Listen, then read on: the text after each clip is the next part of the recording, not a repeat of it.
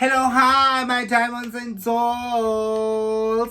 Welcome to Whisper Out Loud. My name is Kinosi Bukhati, and I am not alone as usual. I am with my co-host, Tipiso the Powerhouse. Hello, my doll face. How are you? I am so great, my baby. How are you? I'm doing exceptionally well. Nice. Exceptionally well. Welcome back, guys, to Whisper Out Loud. Please do not forget to like, share, subscribe, comment down below. Thank you so much for the enormous love that we are receiving from you. Correct, bestie. Correct. Okay, Tipi, how have you been? I've been good. I've been well. Everything has been amazing. Amazing. Yeah. Besides the fact that I get sick every now and then. And I am over the winter. I'm literally over the cold front. I'm literally over the cold. Nah. It comes with all the sickness. Okay. Yeah, and all this. I get to remember. There's something about winter that I don't like winter personally. I see that. Selfie stick.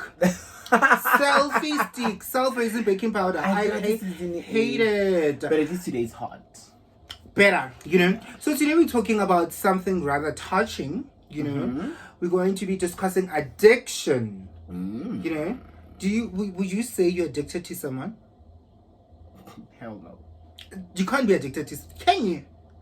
You can be obsessed with someone. Over someone. And then I don't think you can be addicted. But you know, can. Actually, you can. Yeah, I think you can, because they sing that song was I'm addicted to you. Yeah, you can. Don't copyright us, please. It's not like I'm saying it correct. Yeah, you can. Because now remember, if you were to ask the question, what is addiction? Addiction is a habit that you continuously do to a point where you assume or you can't live without. You can't live without. You know, simple thing. Let's talk about cigarette. It's a very prevalent addiction in our country. Yeah. Because it's easy. It's easy. It's like you very know, easy. You access it easily. You access cigarettes everywhere. It's something that people are addicted to it, whether you are aware or unaware, or you are in denial, because you can be addicted to something or to someone in your case and be in denial. You understand? To say no, but I'm just doing this for fun. The moment you are so glued up or addicted to something to a point where you can't live without, that's when now you need to do some introspection and look into chances are why, because there's always a cost. I live without? There's always a cost. And it's very costly as well. Absolutely. Addiction, it is very expensive. Have you ever experienced it? Were you addicted to something? Maybe sweets, maybe tea. Yeah, I feel like maybe, you are, you know, literally calling me out, because Wow, are you addicted to sweets? But you know, I know you always buy those other sweets. Yeah, I was, but now I'm trying to, because also sweets are not good for my waistline. For your snatch, do you get? You know, yeah, I get it. Honey. I don't know if I've been addicted to something. I think I obsess over something, and you know, most obsession die. Yeah, it's not like a, what do you guys call this? It's not like a mental illness or like an addiction is. You know, most addiction, it's you telling yourself that, okay, I need to get a smoke, and if I don't get a smoke, I feel this, and if I there's always thoughts, and there's always I can't live without it. I'm not full enough. I'm not fulfilled enough if I didn't eat.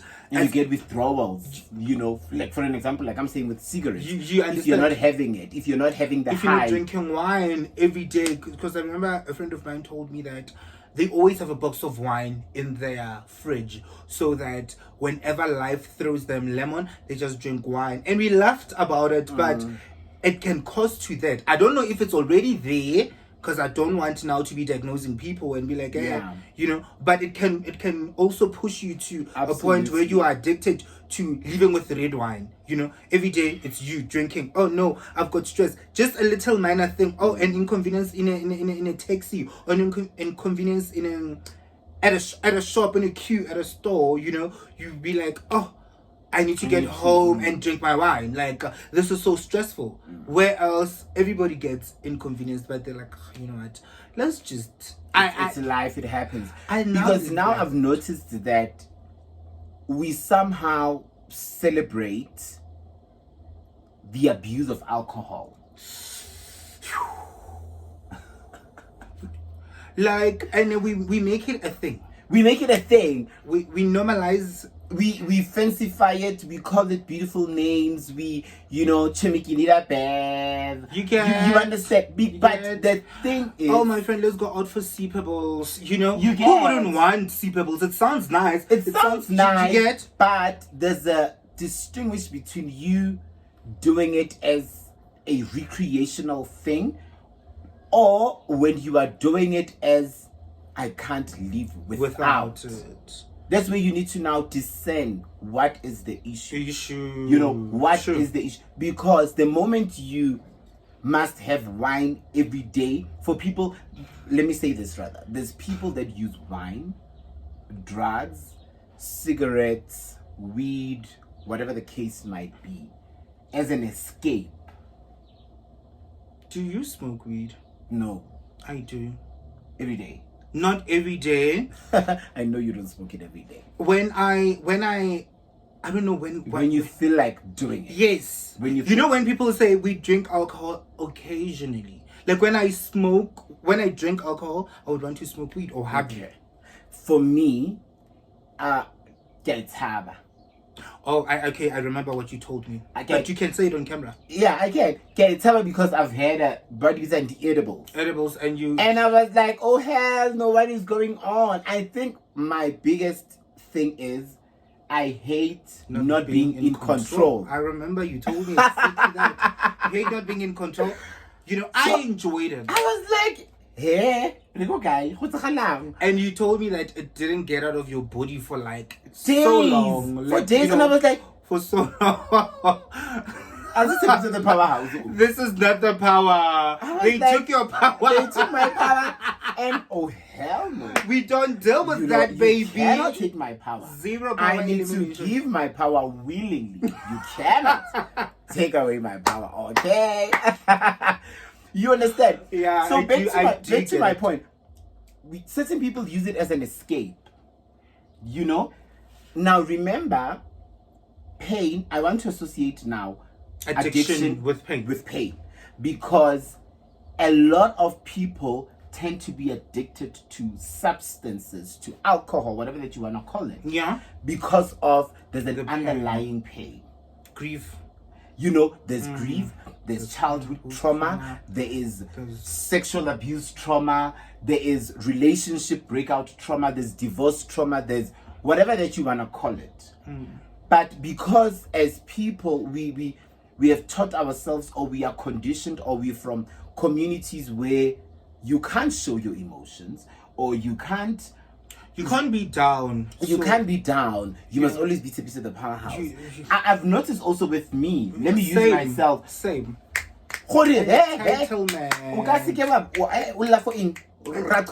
You understand? And now the show here goes on. We always say that the show must go on. But there are days where I don't want the show to go on, and I've learned to honor that. To say, I go be on show with me. I need to cry. You understand? And that is so therapeutic. So people use addiction or do things or call it, I need to go shopping, you tend to be addicted to that. You tend to be addicted to sex because you don't want to deal with what is happening on the inside. Because now remember, pain is like an alarm. Sex. Obvious, people do that. But remember now, pain is like an alarm. It will always say, hey, are you alone? What is happening? This is me now. You remember the TikTok from this famous TikToker man? I forgot. I can't. Your problem is coming to you saying, "See to you, darlings." You remember? Yes. Oh, yes. I remember that TikTok. Yes. See to you, darling. Your trauma, your problems will always come to you and say, "Focus." And the siren will always get louder. It will always get louder all the time if you don't pay attention. Yeah, if all you don't pay time attention to it. So people use alcohol, wine. Chimineki need a wine every day.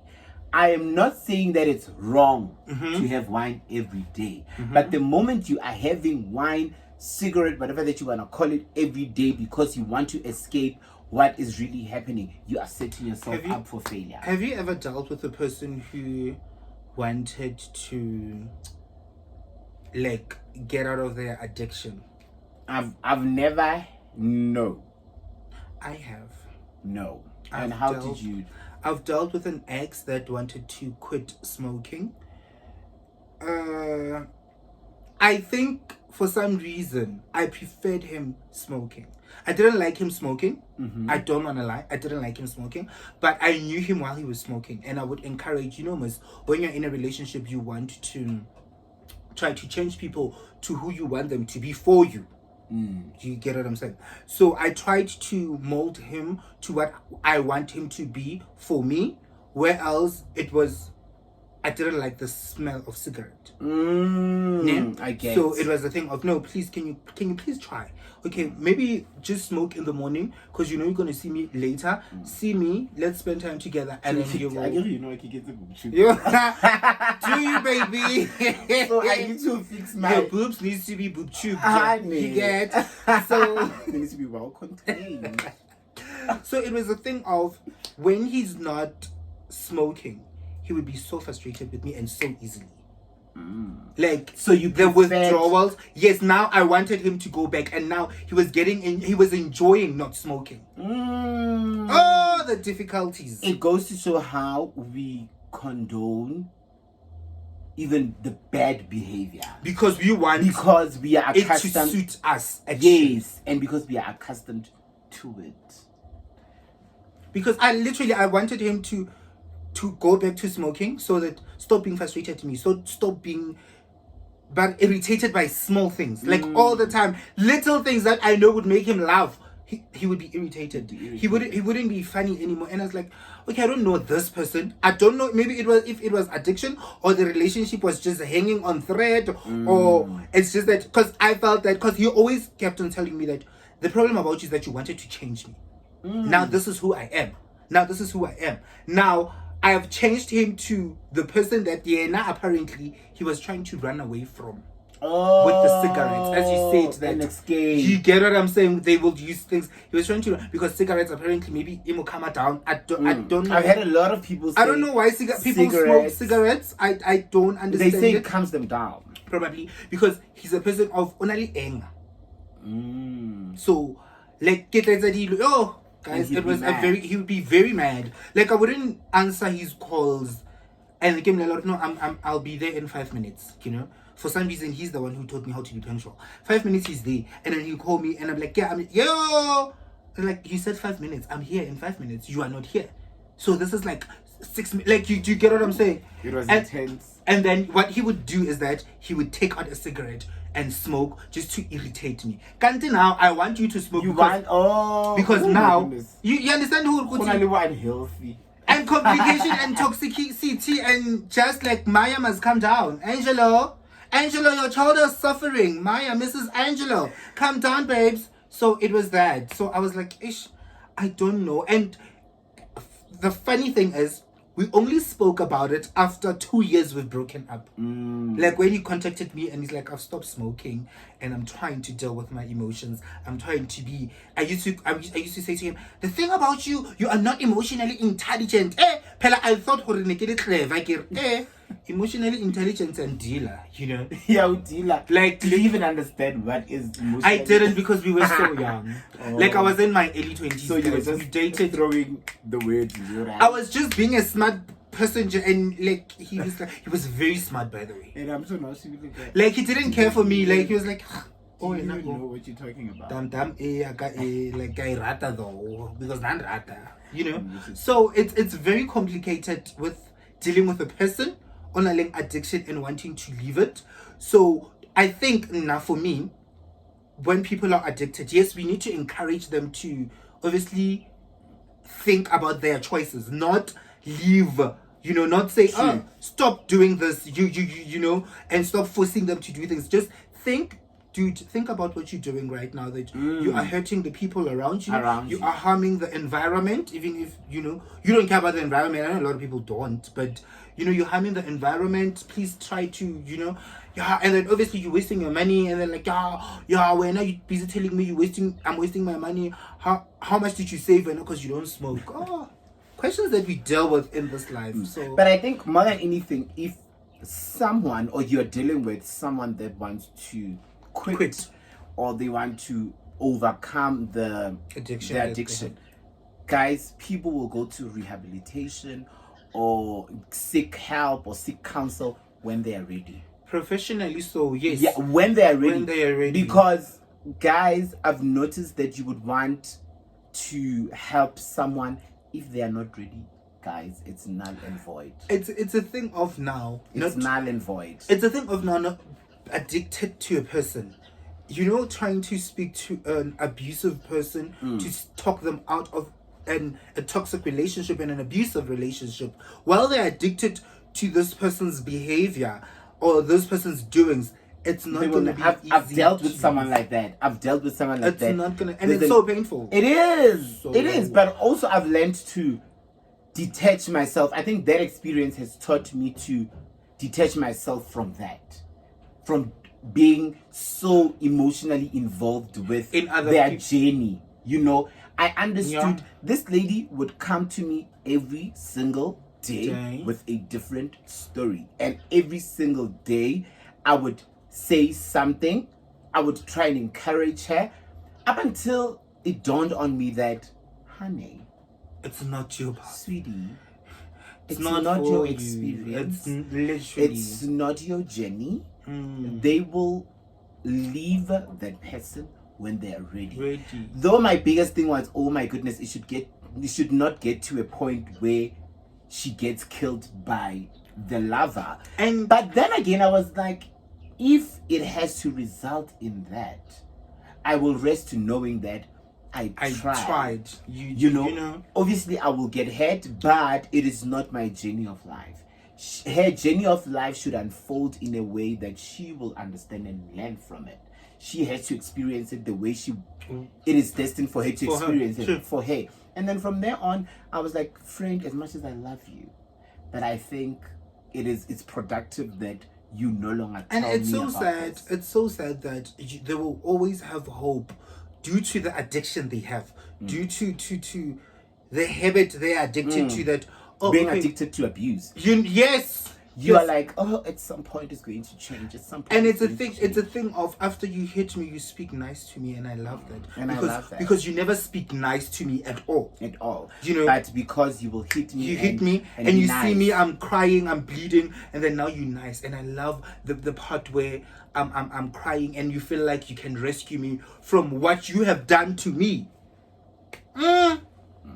There's certain people that are addicted to sex. You wanted to. There are people that are addicted to sex. I remember I watched a documentary of a lady that said she was addicted to sex. Even having sex 5 times was no longer enough. Like 5 times a day? 5 times a day was no longer enough. And I'm like,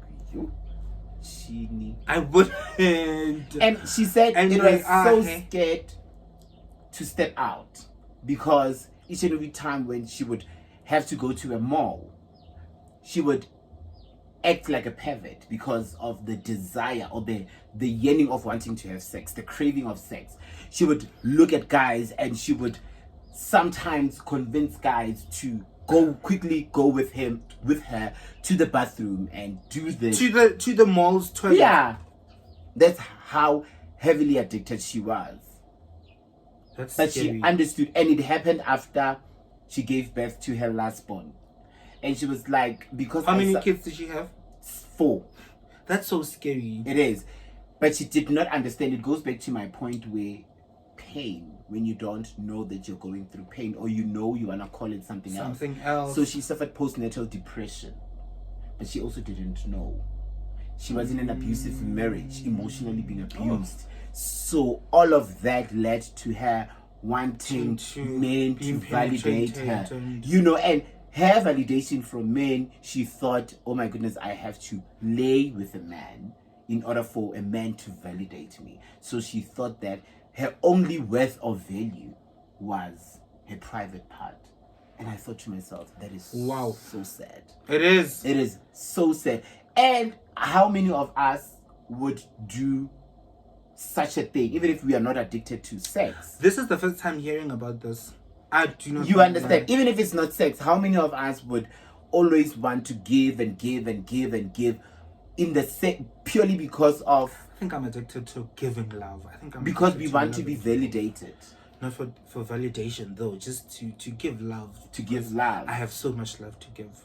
But it's a beautiful thing. Do you think it's an addiction? That's hence I'm saying. I don't think it's an addiction because I know you as a friend. I know when you are like, Chimi's not working out. Yeah. So if you are able to say, Chimi, I've tried with X, I've tried with Z, and it doesn't have to be a sexual relationship. It has to be with friendship. True. Like it's not working out. So it's healthy and you're doing it in a productive way. I've got a question for you actually. It goes back to what is it? Substance abuse. Substance abuse. Yeah. So I wanted to know, do you think men who drink excessively are a liability, especially in a relationship? I wanna say yes. They are. Of course, I'm thinking about it. They are because at some because especially if we are working. It also depends where the relationship is. If we are working towards building a sustainable future, you know, we want to have something that is substantial and we want something solid. We want to be financially stable. Honey, you are costing.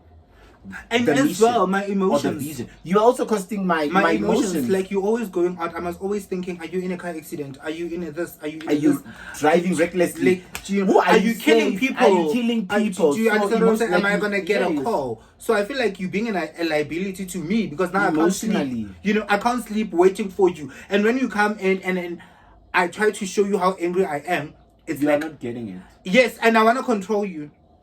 I'm very controlling. Yeah, all men in South Africa go out. I was with other men there at the club, but you and I'm not thinking that you are cheating. You cheat. It's your life. Cheat. But I don't want now to be texting as you saying that we're trying to build something solid and solidifying and substantial. You know. So I can't see if I'm saying those words right, but I'm fighting those bad nights well. So it's a thing of my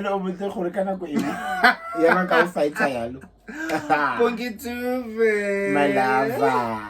You know, so it's a thing of now I don't want to always worry on let's say you have a child and obviously you come in the relationship with the child. I'm gonna accept the child as mine as well. Now I'm worried about your kids. Do you understand what I'm saying? I fully. So they are like a partner, not only a man. A partner that is addicted to alcohol, any form of substance, any form of addiction is costing the people that are around you, people that love you. And it's texting us, guys. It is texting. It's eating. Like so yeah, I think we covered most of all. We've covered most of the parts that we wanted to cover about addiction. Please comment down below about anything that you feel like we need to add, any conversation that you want to spark. You hear people whispering in the corridors, comment down below and be like, hey, let's whisper out loud. Let's talk about it. Like, share, subscribe. We love you so much.